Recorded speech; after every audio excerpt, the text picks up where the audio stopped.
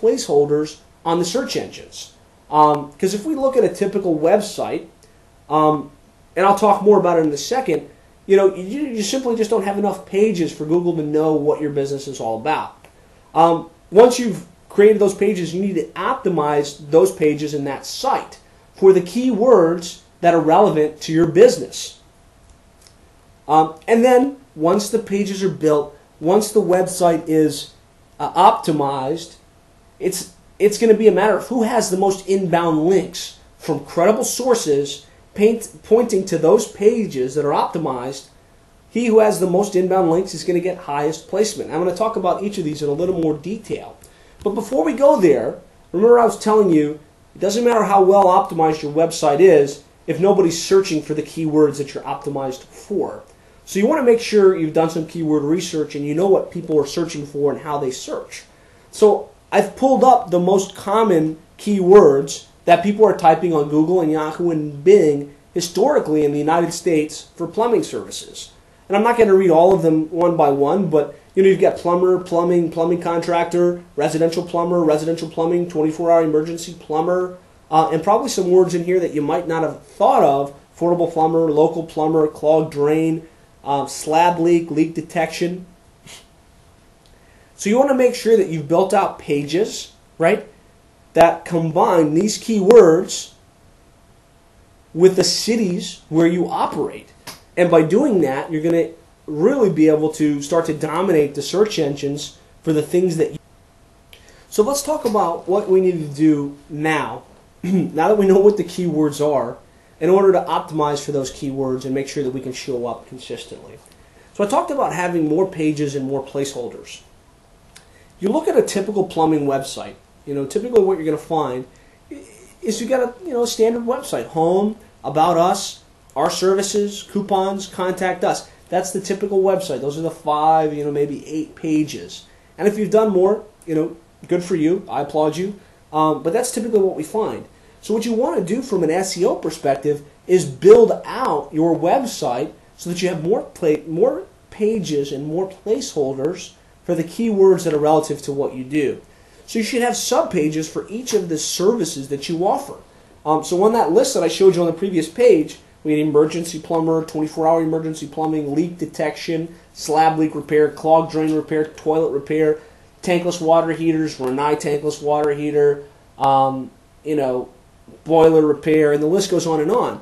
So you want to have pages for each one of those services combined with the city that you operate in. So in this case, let's say it's Miami, you create a page, Miami Emergency Plumber. Then you create another one, Miami Leak Detection Service, Miami 24-Hour Plumber, Miami Hot Water Heater Installation. And you get the idea. You want to pick the ones that are being searched a lot, combine it with your city, create a page, and then do the on-the-page optimization for the keywords that you're trying to get up for. And I'll talk about that in a little more depth in a second. In addition to that, you want to create subpages for the sub-cities where you operate. So in Miami, Miami is the main city. When you think of Miami, you think, okay, Miami. But within Miami, there's Kendall, there's Doral, there's Hialeah, there's Homestead, there's Palmetto Bay, there's Pinecrest, there's Aventura, there's North Miami, there's Miami Beach. So there's a lot of sub-cities that a local plumber in Miami would still be able to service and want to be able to service. So what you want to do is you want to build out sub-pages for each of those sub-cities so that you can be optimized for the Kendall Plumber, Doral Plumber, Homestead Plumber, and the list goes on. I think you get the idea of where I'm going. You create more placeholders as opposed to a 5-page home, about us, our services, coupons, contact us, which is not really optimized for anything. You create multiple pages, multiple placeholders, and you get multiple listings on the search engines for what you do. So when I talk about on-the-page optimization, there's a lot of things that need to be done, but there's a few that are going to have the biggest impact. One of the biggest ones is updating your title tag. And I have an image here on the screen that you'll see that says title tag. That's the little bar along the top that defines what the page is going to be about.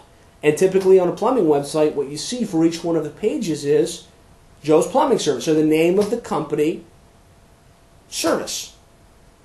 And that's great if you want to be able to be found when someone types in your company name, and there's a place for that, and you definitely want that. But really, what you want to show up for is the way people are searching. And the way they search is different than typing in your name. They're going to type in Miami Plumber, or Miami Plumbing Contractor, or Miami Leak Detection Service, or Miami Toilet Repair, right? So each one of your pages needs to have a unique title tag that should have that keyword at the front of the title tag. And this helps Google define, okay, so this company offers leak repair, Miami Leak Repair. When someone types that, if you've done enough of the right types of things that I'm describing here, you're going to start to show up for some of these important keywords that you want to show up for. So the first thing I'm going to say is update your title tag. But then from there, you also want to create a H1 tag that restates what the title tag is about. You want to upload images that have the keywords describing what you do. So if your page is leak detection, you want the title tag to say Your City Leak Detection Service. And then you want your H1 tag, which is the text, the big bulleted text at the top of the page, to say Your City Leak Detection again. And then you want to have an image and name that image Leak Detection Service. And then you want to update your URL to include leak detection. And then you want to add some type of anchor text, and in this case, Miami Plumber, if that's the main word you're trying to get up for, Your City Plumber, you want that to be consistently found within the footer of your page. And anchor text just means instead of www.joesplumbing.com, it says Miami Plumber with a link, that underlying link, pointing back to it. So that's what we call anchor text. And you want to strategically use anchor text throughout your site, and you also want to implement it, along the footer of your site, so that you have consistent links all throughout your site with keywords relative to what you do, pointing to the relevant pages. And all this does is it helps Google understand what your page is about, and get you up for the keywords that are specific to what you do. And you'll see none of this is about tricking Google or coming up with some random scheme in order to beat the system. No, really, it's about helping Google understand what your site is about and serve relevant information to people when they're searching. Because if someone went to Google and they typed in Miami leak detection, they want to land on a page that's going to talk about leak detection and answer that question for them and help them find an answer to their problem or a solution for their problem. And so by having a page that explains a little bit about leak detection and helps them know that you're available to provide them with 24-hour leak detection service, well, now you've helped Google do a better job in the eyes of their consumer. And that's really what it's all about.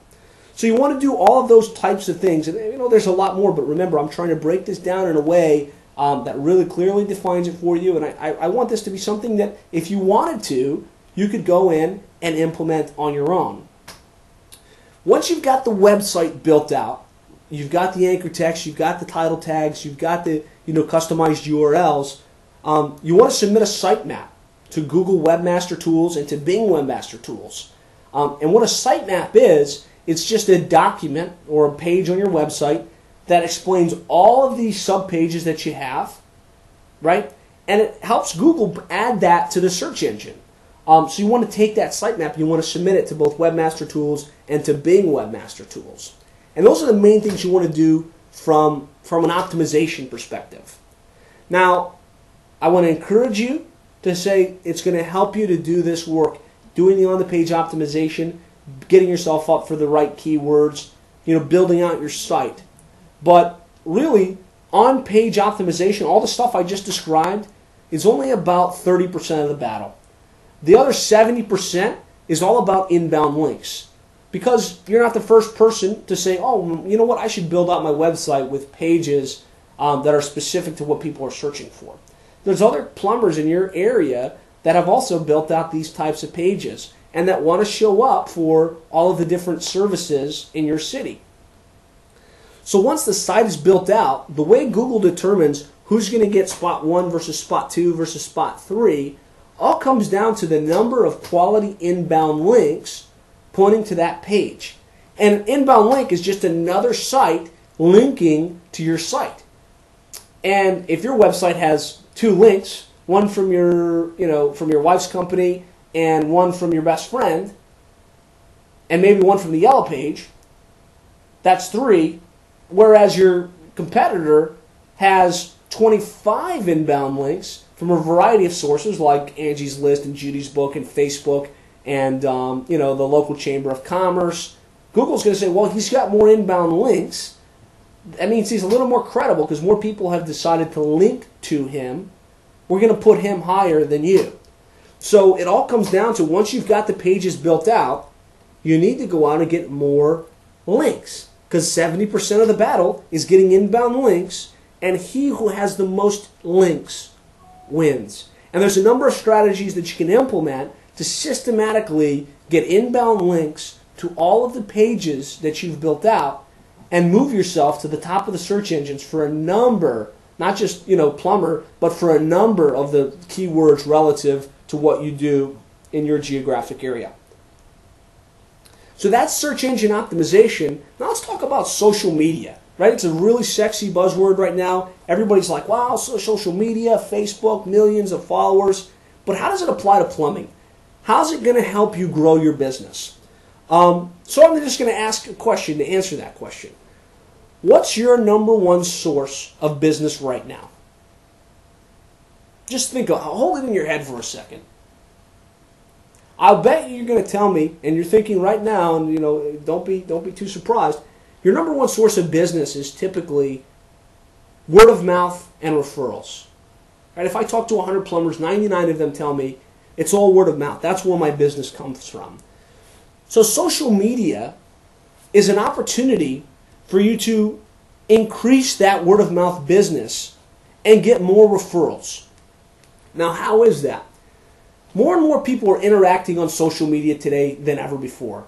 Literally millions and millions of people go on Facebook and spend over an hour every single day interacting with their family, interacting with their friends, putting updates on what's going on throughout the day. So, if you have a system in place to draw in your existing customers, right? You provide someone excellent service, and now you've figured out a way to engage with them on social media. And they're nice enough to say, wow, XYZ Plumbing was great. And they go to your page and they fan you. They say, wow, thank you so much. I appreciate it. Nod to you, and they fan you on Facebook. Well, now all of their friends in their network see that Judy has fanned Joe's Plumbing. And they all see it. It's almost like she's saying, hey, all of you guys, I just want you to know, I had a great experience with Joe's Plumbing. They're the best plumber in Miami. And if you ever need a plumbing service, call Joe's. Don't even go anywhere else. Call Joe's Plumbing.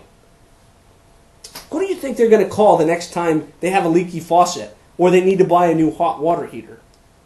They're going to call Joe's Plumbing because their good friend Judy recommended Joe's Plumbing. And so what you need to do from a social media perspective is you need to put a system in place to follow up with your existing customers after service and tell them, hey, thanks so much for your business, right? We have a Facebook page. If you enjoyed the experience, friend us on Facebook, right? And what that does is that as they friend you, they're basically endorsing you to all their friends.